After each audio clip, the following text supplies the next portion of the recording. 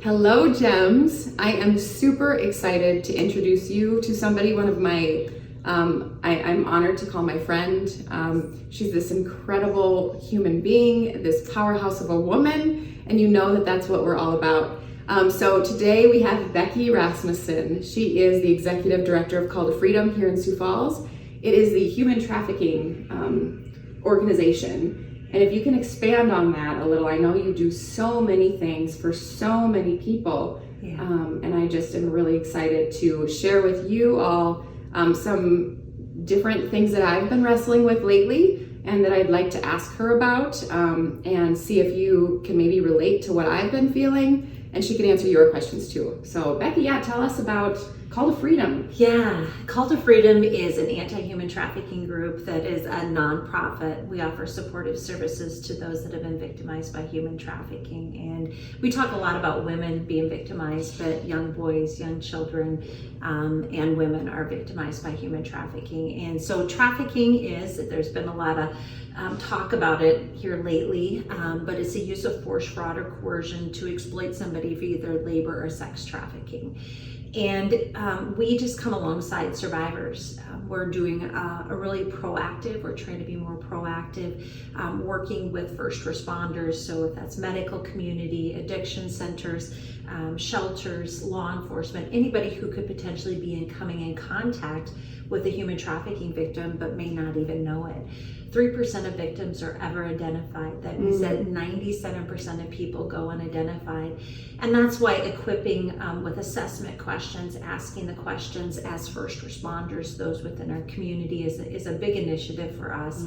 And then once they start identifying, what are our responses? And so we come alongside those service providers and provide that support to help navigate women, men, whoever is in sex trafficking or labor trafficking situations out of those. So, for each survivor, that looks really different. It could be that they've been trafficked for a few months, and we've had somebody who's been trafficked for over 50 years of their life.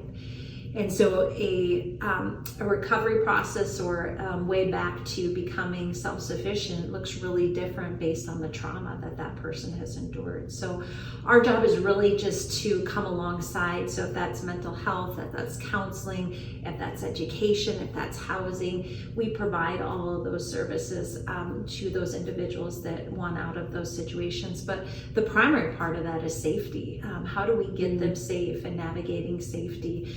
What we've learned with survivors is that if they don't feel safe, they probably won't come out of those situations. And so how do we equip communities, first responders, to be able to identify and then respond to the needs of a human trafficking victim? And that's really what Call to Freedom does. And as you know, because you've been with us for a long time and we have many conversations, she's a great lady. I love her dearly. So appreciate the opportunity to be here. But our services keep expanding. Our thought is if there is a need, how do we make sure that it's being fulfilled? And you as a supporter in many different ways, and other community members, the state and federal entities, we work with all of them to be able to fund and to offer those services to those individuals. That's what I love about you most, is that you understand that it is such an all-encompassing need. And so like you're working with lawmakers to make sure that predators are, gone, or, like things are being taken care of. You also understand that there's a recovery process. So you have a home for these women and you provide the way out, not only just to get them out, but also to have full mental, physical, spiritual, recovery. Yeah. Yes, it's ever evolving, all encompassing. And that's what I find most amazing about your organization. It's absolutely from start to finish in the entire process. Yeah. So.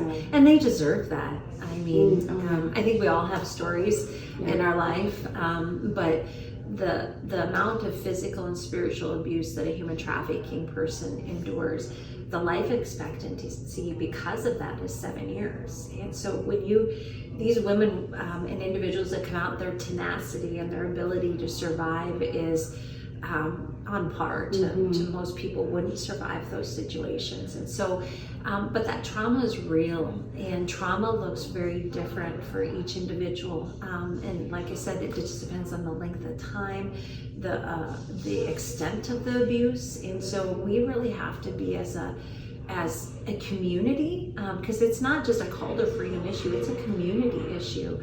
How do we be able to offer all of those abilities for people, service-wise, to be able to grab a hold of those and be able to be self-sufficient and be parents and hold a job and do things that we take for granted, because most of us haven't experienced that kind of trauma at the level that human trafficking victims, survivors do. And so I just really appreciate you. I always hear your back and your heart for this issue, and those that are listening out there. It's not a call to freedom issue. It is a community issue. I remember having a young girl in the car with me, and we drove by a billboard, and it was an anti-human trafficking billboard, and she said, "Wow, they do believe us." Because of the circumstances, and most people don't want to hear about human trafficking because it's so horrific. The scenarios are just unbelievable that people endure. But really, the community getting educated, understanding what human trafficking is, but creating this safe environment that allows victims to be able to feel comfortable even coming forward, and self-identifying or saying, "I am a trafficking victim," and being okay with receiving that help. And that really is a community initiative. For sure. The reason why I wanted to, have you here so desperately and urgently is because for two reasons. We've all seen that there is a large conversation happening, but the conversation that's happening, I'm finding, at least in my social media, threads, is that it's happening with the rich and the famous, and the, on a level that would be so unreachable to me. It's so far removed from my own situation that, gosh, I want to help, but I don't know how at that level. Sure. And then I had this jarring experience when I was driving back from the Black Hills. If you're joining us from any other state other than South Dakota, we live in Sioux Falls, South Dakota, which is a relatively, smaller community. But I was driving back from the Black Hills, where Mount Rushmore is, and stopped at a gas station right outside of a town called Chamberlain. And so even a smaller community, a very small community that's right alongside of the interstate. And I went to the restroom there, and as I closed the door, I saw on the back of the door the Becky's, the Call to Freedom's flyers that had human trafficking information. Like, if you are a victim of human trafficking, please take one of these tabs with our phone number, local and national phone numbers, and take one. And all of them were gone but 3. I was like, oh my gosh, this is not this far removed thing that's happening. These tabs, there was a dozen or more of them, and all but 3 were gone in this small town. So, if you think that it's happening just in larger cities, explain to us what that looks like in our own cities, not just our city, but probably every community that we could think of. Yeah, I think traffickers are it's business, so they find ways to facilitate this, but they also, in facilitating it, it looks different in every state depending on the dynamics. So there's not one set way that trafficking happens. I can speak to South Dakota and what we see with survivors coming through our doors. We have 3 of the poorest counties in the United States located here in South Dakota with our reservations. When you have poverty, you have vulnerability. And so we have watched some of these trends that are happening with our Native community, but we only serve 42% Native that walk through the doors of Call to Freedom, which means it's not just happening with this population. And so with this population, they will come in and organized crime has actually really watched. They watch how communities, what are the vulnerabilities not only in individuals, but within communities. And what they're observing on the reservations are very much about family. And so then how do you integrate into and be accepted? You integrate into the family. And so we're seeing these perpetrators become boyfriends and marry into, Wow. Native American communities, so they're accepted within those communities so that they are able to facilitate kids going missing, murdered Indigenous women. It's real. I mean, these women are disappearing off of our reservations, and there's organized crime behind it, and perpetrators will find victims in different ways, and so vulnerabilities are huge. 29 and 90, as we have those major intersections and interstates going through our communities, it's not just happening in South Dakota, it happens in North Dakota and Minnesota and Omaha and Wisconsin, within Iowa areas. So we are those intersections, they're coming through our rural communities. Girls are traveling, victims are coming to go to different destinations, where you have North Dakota that has boom towns with the oil fields. We have several large events with sturgeon in hunting season. So when you have that kind of business, either be drugs or human trafficking, it's all about the money. And so if there is that ability to do business, they're going to find the product, be it drugs or humans, to come in and sell, because it's a profitability. So they're going through our rural communities, they're coming into our reservations, and then we also see what's called familial trafficking. As we have COVID, and we talk about COVID, people are in their homes. Pornhub gave 30 days free of viewing. There was a 12% increase in pornography. And we just had a task force call yesterday, and they said they are so happy that kids are back in school because of the vulnerability and the escalation of that pornography, which, if you are under the age of 18 and force, fraud, or coercion is being used, it is trafficking. And if there's a profit made off of these individuals, there's a strong crossover between pornography and also human trafficking. And so doing these sting operations in Sturgis, they just did the sting operations where the feds, the Pennington County and the DCI agents did a sting operation where they placed an ad to spy a young girl online. And there were 8 arrests in a week on that. My gosh. And this was not just one of those ads where it was an adult woman, it was a child. And these people were going on purchasing a child. And so when we have all of those dynamics of escalation of those behaviors, you have human trafficking that is definitely happening within communities. And then the other is that familial trafficking, where individuals actually traffic their own children. It's probably one of the most common. So aunts, uncles. I talk about the organized crime marrying into families. Well, guess what? They're marrying in, they become family, and Wow. they begin to sell these kids. And so familial trafficking is very common and is happening within our systems as well. So those are probably the most gang related. There are gangs within South Dakota, from biker gangs to onesie twosie gangs to organized Bloods, Crips, M13s. It is happening in South Dakota. And so when they come in, they're not only facilitating drugs, but they're also facilitating human trafficking. And so we've seen all of that here in just the 4 years that Call to Freedom has been operating. So it is happening. And I would say to community members, get educated.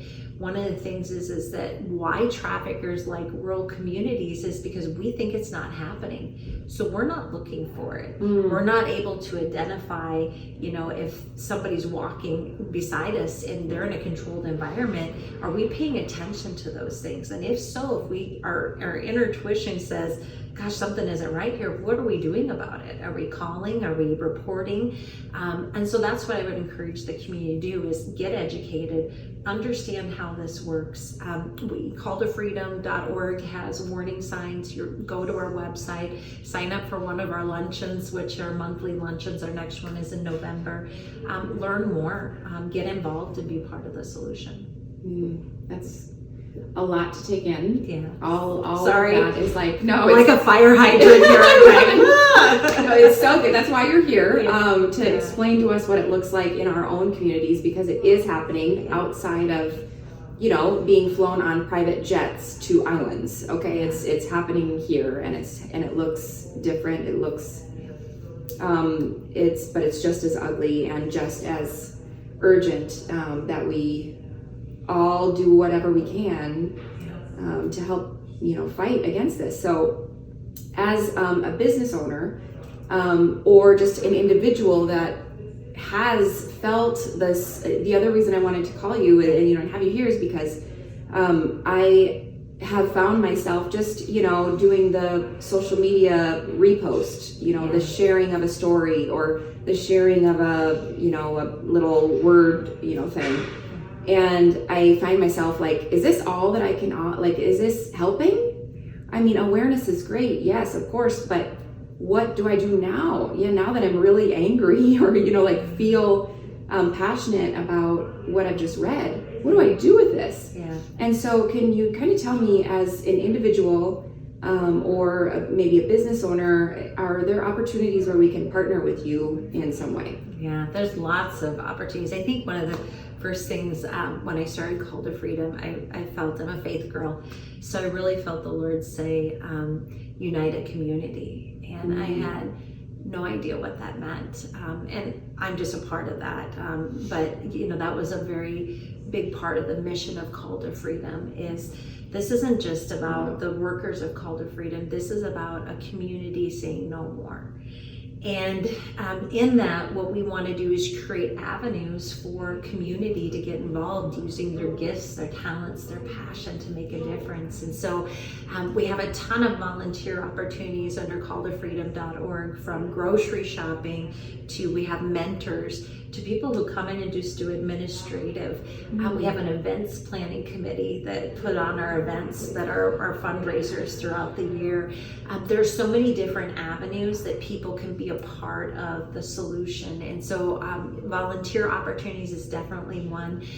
We have a couple big events coming up, primarily our 5th annual community breakfast. And when I started Call to Freedom, I didn't know how to fund it. I actually worked 2 jobs for about a year and 4 months, just starting Call to Freedom, and had a housing opportunity in October of 2016. And we had no money and we were strictly community focused and supported at that time.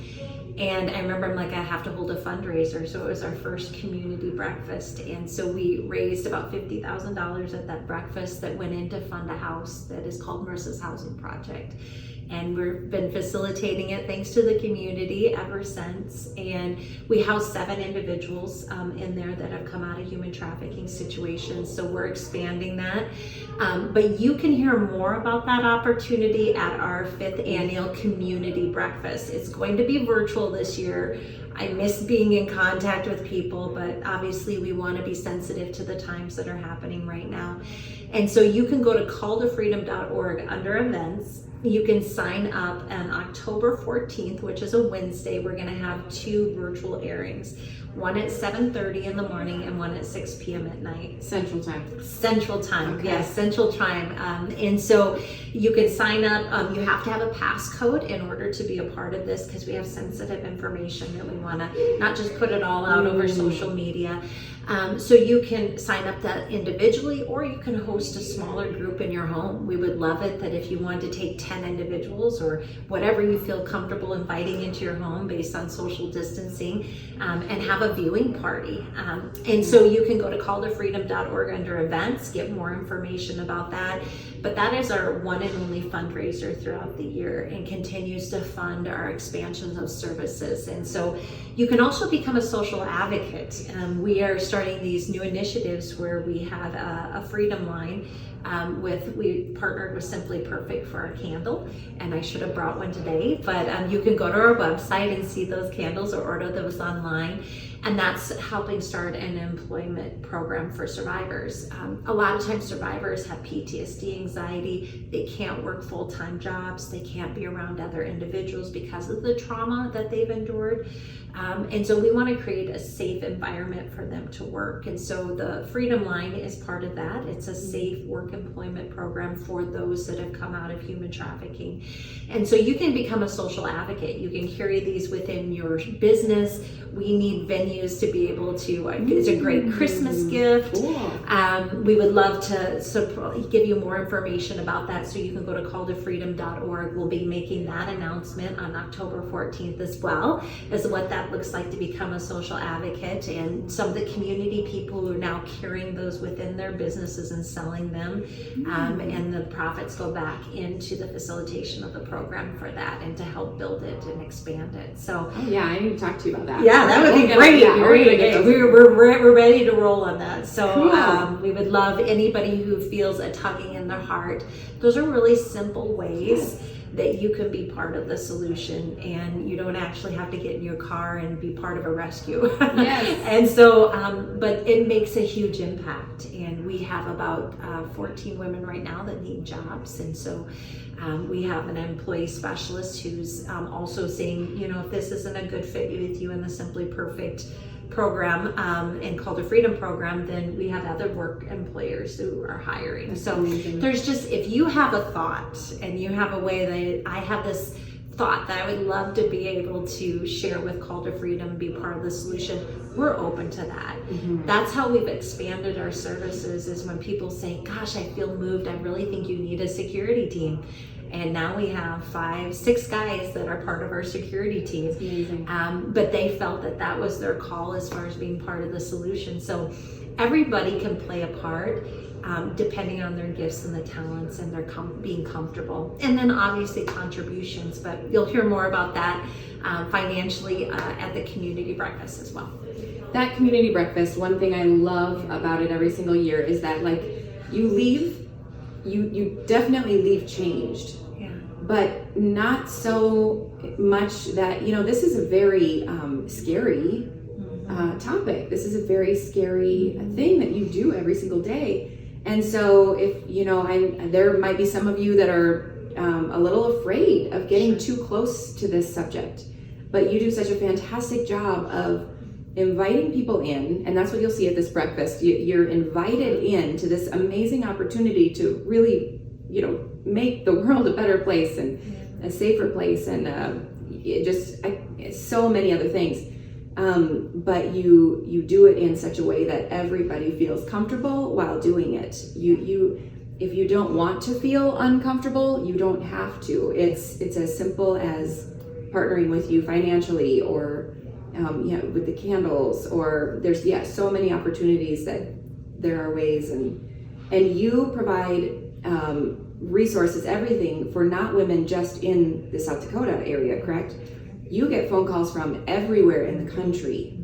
So if you're listening from a different place in the country, someone from your community might have been affected or helped, rescued because of Call to Freedom.